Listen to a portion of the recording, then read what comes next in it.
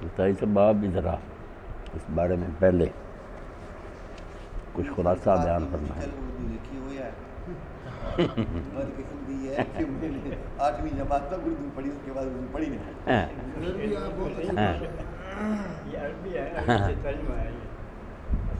وعلیکم السلام ورحمۃ اللہ.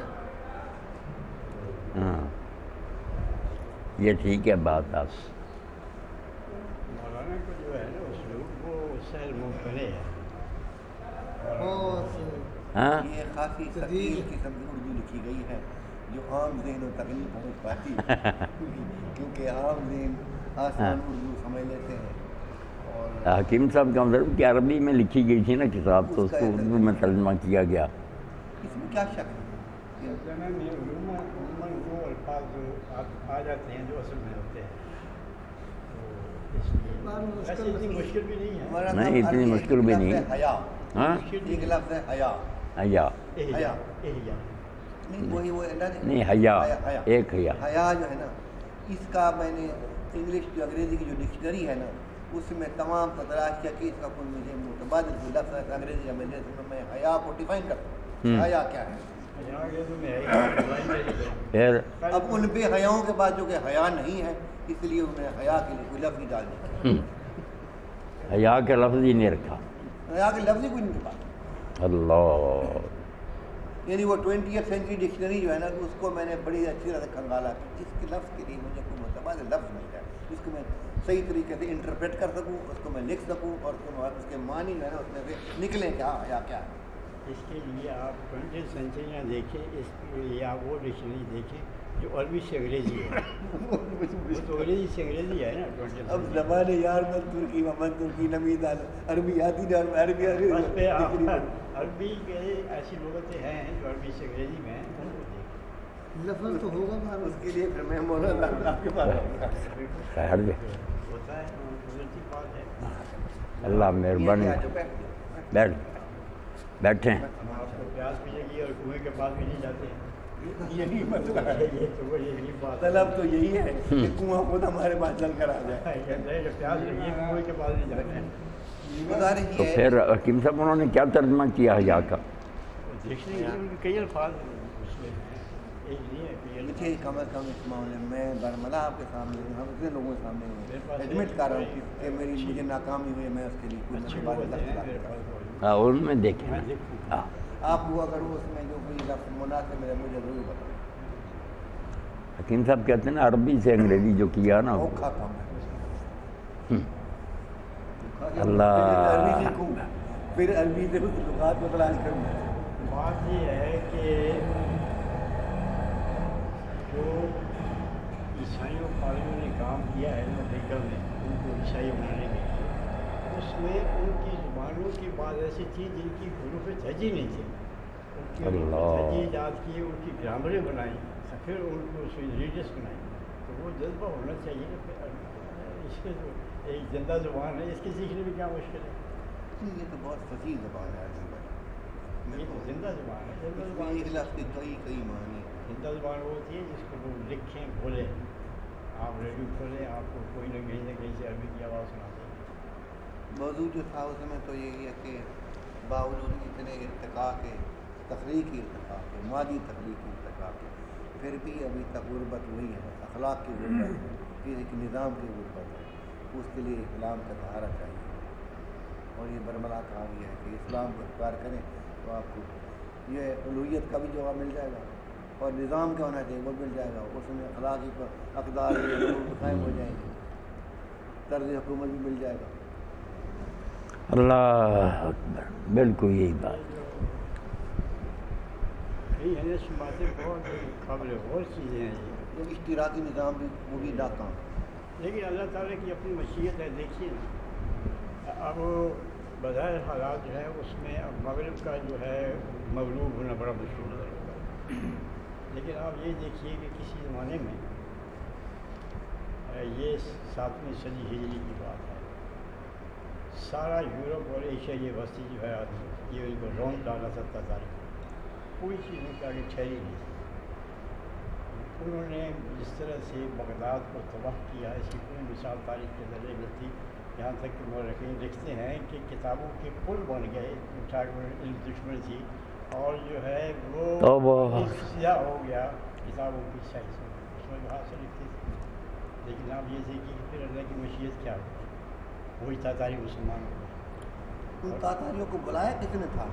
جسے بھی بلایا سنی فسادات کی وجہ سے وہ کسی بلائے وہ کسی بلائے یورپ میں کس نے بلایا تھا، وہ کوئی بلاتا یا نہ بلاتا وہ پہنچ جاتا تھے. یہ ہے کہ ان کو اللہ تعالیٰ نے اسلام لانے کی توفیق بخشی اور پھر ان کی ذریعے سے کتنی بڑی بڑی حکومتیں دکھائی.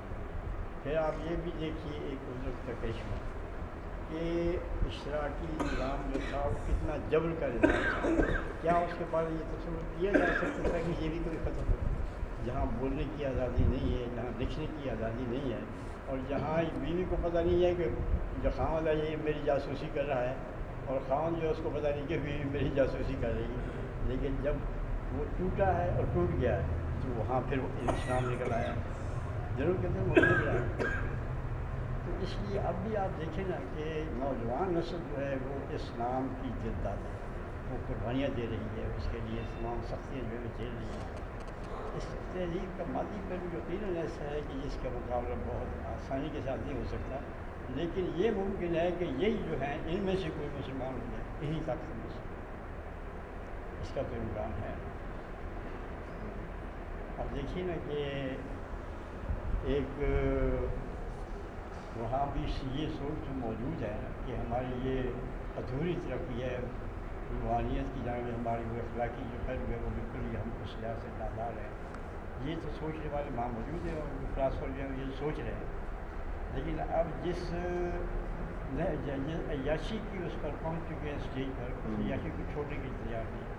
وہاں اور بچہ جلنے کے لیے تیار نہیں ہے. اور وہاں کیفیت یہ ہے کہ اب جو تہذیب انہوں نے بڑی اس سے پائی تھی کہ ایمنسپیشن کہتے ہیں، عورتوں کو آزادی دلانا. عورتوں کو آزادی دلانے کا مطلب یہ ہے کہ وہ جو چاہے کریں خاموشی کی مرضی کے بغیر، وہ تو انہیں آزادی سے دلا دی اور ان کو اوپر لا دیا. وہ جو مرد کا اپنا بول تھا وہ لا دیا. مرد کا وہ یہ تھا کہ وہ اس کی کفالت کرے، خرچ کی، اور وہ گھر کی عزت سنبھالے. اس نے کہا کہ تم کام بھی کرو اور گھر کا کام بھی کرو اور اپنی روزی بھی کماؤ. لیکن اب وہاں یہ کیا ہے، یورپ والے اب یہ لالچ دے رہے ہیں وہاں یہ کہ تین بچے پیدا جاؤ، بچے پیدا کریں گے اور تو اس کو جو ہے یہ فیس معاف ہوگی، یہ اس کو انعام ہوگا. اب یہ ہے وہاں ان میں یہ اب شعور تو ہے نا. ہمارے جو بتا رہے تھے جہاں کے صاحب گئے میں جانتا ہوں ان کو، انہوں نے ڈنمارک میں ان کے 7-8 بچے کر لیں گے. وہ میں اب کوئی ضرورت نہیں مجھے کچھ کام کرنے کی، وہ سب کو وظیفے لیں گے. تو یہ چیز جو ہے ان کے اندر یہ ہے تو صحیح ہے. اب اس کا احساس کہ وہ کسی غلط سمجھ کو گئے ہیں. لیکن عورت وہ اب دودھ پلانے کے لیے بچے کو تیار نہیں ہے، وہ اپنے پیٹ میں 9 مہینے تک بچے کو اٹھانے کے لیے تیار نہیں ہے. وہ سمجھا بھگت اب انعام دیتے ہیں جو بچے دوسرے تیسرا پیدا. اس کا کیا مطلب ہے؟ یہ امن، یہ سوچ امن ہے. یہ نہیں ہے کہ صرف وہ سوچ رہے ہیں، بلکہ امن یہ فرانسی حکومت دے رہی ہے، جرمنی دے رہے ہیں، اور یہ اسکینڈینیویز کنٹریز جو ہے وہ دے رہی ہے. پھر یہی کہیں گے کہ یہ پھر ان کے ریٹرن آف دی سوشل جو ہے نا وہ فاسٹ ایولیوشن، اس کا ریٹرن واپس جو بنائے تھے غلط سے سوچیں ان کا پھر واپسی ہو رہی ہے. بچے پیدا کرو وغیرہ تو تھوڑی ہو جاؤ. یہی ہے یہ مسلمانوں کی تعداد بڑھ رہی ہے، یہ بچے زیادہ پیدا کرتے ہیں، تم بھی بچے پیدا کرو. اب عورت جس کو وہ آزادی دلا چکی ہے اپنی طرف سے، وہ بچہ جلنے کی تیاری نہیں ہے. دوست ملے بچے کا ہمارا تو گرا ودا تو گرا، وہ کس طرح سے آپ دوبارہ اس کو مصیبت. وعلیکم السلام جی چودھری صاحب آپ فرمائیں. میں نے ان سے پوچھا آپ کے ماشاء اللہ کتنے بچے؟ انہیں جی میرے 6 بیٹے ہیں 3 بیٹی ہیں. ان کا ماشاء اللہ آپ تو بہت بڑے قبیلدار. انہیں بھی میری خواہش سے تھوڑے، ان کی اہلیہ بھی ساتھ تھی، میری بھی وائف ساتھ تھی. تو وہ کہنے بھی میں میری خواہش سے تھوڑے زیادہ ہونا چاہیے. اچھا کہاں کے تھے؟ مدینہ شریف پاکستانی تھے. پاکستان صاحب وہ بڑی اچھی بات کی، مجھے خوشی ہوئی کہ واقعی. لیکن وہ ایک بات میں اور بھی کہی کہ بھائی الحمدللہ جو میرے بچے ہیں وہ ہم سے بہتر مسلمان ہیں. اللہ فضل خیر کیا. ہم جو خاندانی منصوبہ بندی کا سبق پڑھاتے ہیں کہ ان کی نسل کا منہ اپنے یہاں وہ انعام دیتے ہیں بچہ پیدا کرنے میں. میں تو یہ غلبہ ہے نا، نسل جد آدمی کہتا ہے کہ آئندہ جو ہے یہ افریقہ اور ایشیا جو ہے کہ یہ نسلیں ان کی زیادہ بڑھ جائیں گی اور ہم جو ہے وہ تھوڑے رہ جائیں گے. ان کو فکر وہ بننی اتنا پڑی بڑا شخص جو ہے کہ یہ بلیک بڑھ رہے ہیں، کالے بڑھ رہے ہیں.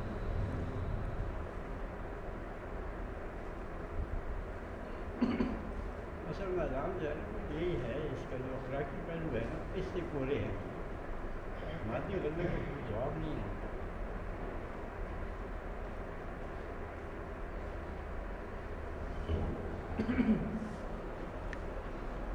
اللہ اکبر.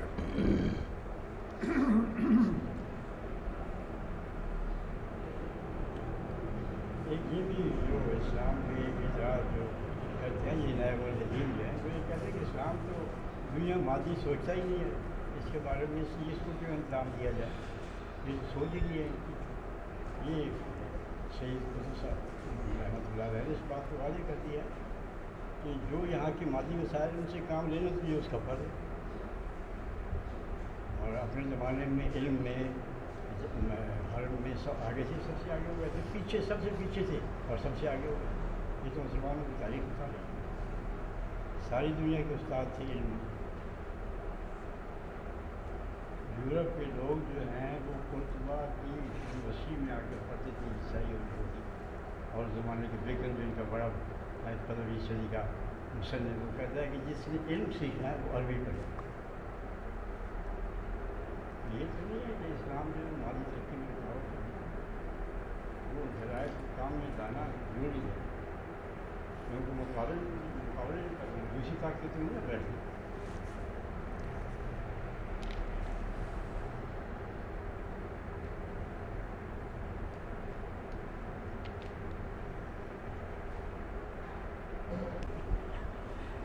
میں کیا بچے گا کے نہیں اب تک تو اس وقت تو ہم نے مرض کے بارے پڑھا کہ مرض کیا ہے. اس کے آگے اب اگلا جو چیپٹر ہے نا اس میں ہے نہیں، مرض کا علاج بھی بتایا انہوں نے، علاج ہے. اب علاج مگر وہ علاج ہی کہیں سے مل نہیں نہ رہا. یہ جو مسئلہ ہے وہ سید قطب صاحب نے علاج تو بتایا کہ مادی ترقی تو یورپ نے بہت کیا اور کوئی بری بات نہیں، اچھی بات ہے کہ اللہ تعالیٰ کی کائنات جو ہے نا اس کو مسخر کرنا، اور اس کو برتنا نہیں آیا کیونکہ اخلاقی اقدار جو تھے ان کو پسے پش ڈال دیا. اس لیے وہ جو ایجادیں تھیں وہ دنیا کے لیے عذاب بن گئیں، ان سے مصیبت بن آ گئی. اب امت مسلمہ کا یہ کام تھا، وہ کہتے ہیں نا کہ صرف باتوں سے نہیں کام چلے گا کہ مسلمان ہیں ان کے پاس دین ہے، کوئی نمونہ ہونا چاہیے نا. یہ بات انہوں نے زور دے کر کہی ہے کہ لوگ آج فلسفے نہیں پڑھتے نہ نظریے، وہ کہتے ہیں کہیں کوئی عملی مظہر دکھاؤ نا، کہیں چل رہا ہے اسلام، اس کی یہ برکتیں ہیں، اس حکومت میں لوگ خوشحال ہیں، انصاف ہے، عدل ہے، تو ہم بالکل اپنے علاقوں میں فوراً اس کو اڈاپٹ کر لیں.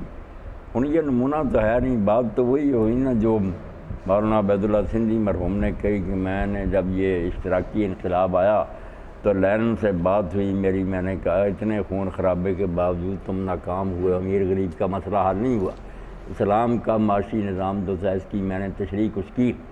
تو انہوں نے سن کر کہا کہ بالکل آپ کی باتیں میرا ذہن قبول کر رہا ہے، دماغ مانتا ہے کہ یہ اصول بڑے اچھے ہیں، مگر اب بھی آپ کے اتنے ملک ہیں، آپ کو ملک بتائیں نا جہاں میں وفد بھیجوں کہ واقعی مسلمانوں کے ملکوں میں یہی ہے کہ امیر غریب اس طرح مل کر رہ رہے ہیں، ایک دوسرے کے خیر خواہ ہیں، وہ اپنا سرمایہ غریبوں کو دیتا ہے، غریب اس کی خیر خواہی کرتے ہیں بغیر خون خرابے. تو وہ فرماتے ہیں سوائے اس کے میری آنکھوں سے آنسو بہہ پڑے اور میں رو پڑا، میرے پاس جواب ہی کوئی نہیں.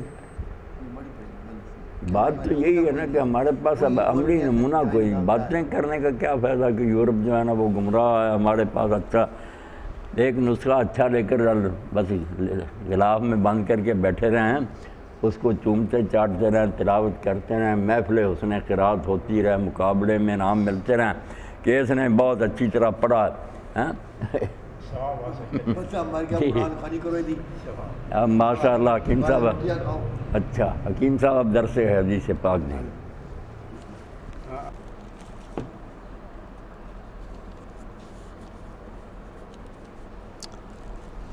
اعوذ باللہ من الشیطان الرجیم، بسم اللہ الرحمن الرحیم.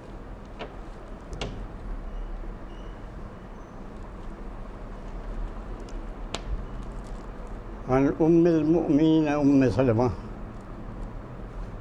ہند بنت ابی امیہ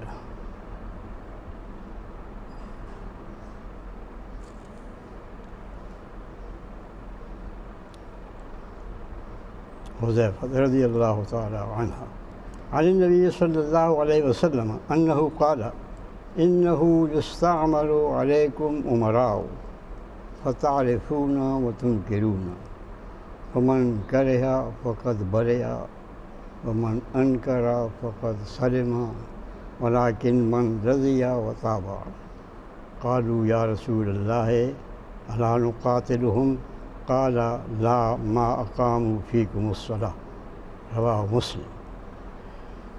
یہ حدیث نبی کریم صلی اللہ علیہ وسلم کی حضرت ام سلمہ جو نبی کریم صلی اللہ علیہ وسلم کی زوج مطہرہ ہیں، انہوں نے روایت کی ہے اور امام مسلم نے اس کو اپنی کتاب میں ہم تک پہنچایا ہے۔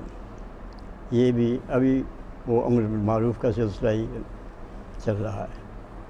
تو ام سلمہ رضی اللہ تعالیٰ عنہ فرماتی ہیں کہ نبی کریم صلی اللہ علیہ وسلم نے ارشاد فرمایا کہ تم پر ایسے حکمران ہوں گے جن کی کچھ فعل تو ایسے ہوں گے جن کو تم اچھا سمجھتے ہوگے، اور کچھ ایسے فعل ہوں گے جو برائی کے حامل ہوں گے۔ تو اب ان کے ساتھ کیا کرنا ہے؟ یہ تو ایک طرح سے آئندہ جو کچھ نقشہ بننے والا تھا اس کے بارے میں نبی کریم صلی اللہ علیہ وسلم نے رہنمائی فرمائی کہ آئندہ جو کچھ تمہیں سابقہ پیش آنے والا ہے اس میں تمہارے حکمران جو ہیں وہ یہی نہیں ہوں گے کہ سب خلیفہ راشد ہوں گے، بلکہ ایسے بھی ہوں گے جو کہ منکرات کے بھی ہوں گے مرتکب، اور معروف جو ہے اس میں بھی بات کچھ کرنے والے ہوں گے۔ تو ان کا یہ رویہ جو ہے یہ تمہیں جب سامنے آئے تو جو معروف کو اختیار نہ کریں اور منکر کو اختیار کریں، ان کی پالیسیاں اور ان کے کام، ان کا کردار اور ان کی سیرتیں جو ہیں وہ منکرات کی حامل ہوں، وہ ان چیزوں کی حامل ہوں جن کو اللہ تعالیٰ کی شریعت نے ممنوع قرار دیا ہے یا پسند نہیں کیا ہے۔ تو تمہیں اس وقت کیا کرنا ہے؟ فمن کرہ فقد برئ، جس نے اس کو ناپسند کیا، اپنے دل میں نفرت محسوس کی، اس کو گویا مواخذے سے تو وہ بچ گیا۔ ومن انکر فقد سلم، جس نے اس کا انکار کیا، مطلب یہ کہ پہلا شخص وہ ہے کہ جس نے دل میں محسوس کیا اس کے پاس یہ طاقت نہیں تھی کہ وہ اپنی زبان سے اس کی برائی کا اظہار کرے کہ یہ برائی ہے اور زبان سے روکے، نہ اس کے پاس طاقت تھی، مادی طاقت تھی کہ وہ اس مادی طاقت کے ذریعے سے اس منکرات سے روک سکے جس پر کہ جو اس کے کردار کا حصہ ہے۔ تو وہ بھی جواب دہی سے تو بچ گیا، اس نے گویا اپنا دامن جو ہے اس لحاظ سے کر لیا کہ اگرچہ وہ مقام اس کو وہ تو نہ حاصل ہو سکا جو کہ نہیں کرنے والے کا تھا، لیکن یہ کہ دل سے برا سمجھنا بھی جو ہے اس کو برات مل گئی اس کی وجہ سے۔ پھر فرمایا کہ من انکر فقد سلم، لیکن جس نے اس سے کو تسلیم کرنے انکار کیا، اس کو منکر سمجھا اور اس کو منکر کہا، اپنی زبان سے اس کو منکر کہا اور منکر کا ارتکاب کرنے والے کو ٹوکا اپنی زبان سے، اور اگر اسے پاس طاقت تھی تو طاقت کے ذریعے سے اس کو روکنے کی کوشش کی، تو وہ جو ہے وہ بچ گیا، وہ محفوظ رہا۔ محفوظ اس طرح سے رہا کہ اللہ تعالیٰ کے نزدیک بھی وہ سرخرو ہو گیا کہ اس کے پاس جو طاقت تھی زبان کی یا ہاتھ کی وہ اس نے اس منکر کو روکنے کے لیے استعمال کی، اور لوگوں میں بھی وہ سرخرو ہو گیا کہ انہوں نے جو ایک امید باندھ رکھی تھی کہ یہ اچھا آدمی ہے، یہ برائی سے روکنے والا ہے، تو اس نے اپنی یہ ذمہ داری لوگوں کے سامنے بھی پوری کی، اور لوگ بھی اس سے گواہ ہو گئے کہ ہاں ٹھیک ہے، اس نے حق ادا کر دیا، وہ بات آئے یا نہ آئے اور یہ اپنی کوشش میں کامیاب ہو یا نہ ہو، لیکن اس کے پاس جو کچھ طاقت تھی وہ تو اس نے کر لی۔ یہ ایک فرد کی بات نہیں ہے بلکہ یہ ایک ملت کی بات ہے، ایک امت کی بات ہے، ایک گروہ کی بات ہے کہ یہ بحیثیت مجموعی افراد بھی اس کے لیے جواب دہ ہیں، لیکن بحیثیت مجموعی پوری امت اور پورا جو ہے گروہ جو اس کا علمبردار ہے وہ اس کا ذمہ دار ہے، اس کے منکر ہونے کی صورت میں انکار نہ کرنے کا، اس کو نہ روکنے کا۔ تو فرمایا صحابہ کرام رضی اللہ تعالیٰ عنہم نے آپ سے پوچھا کہ یا رسول اللہ پھر ہم کیا کریں؟ ان کو ان سے جنگ نہ کرے.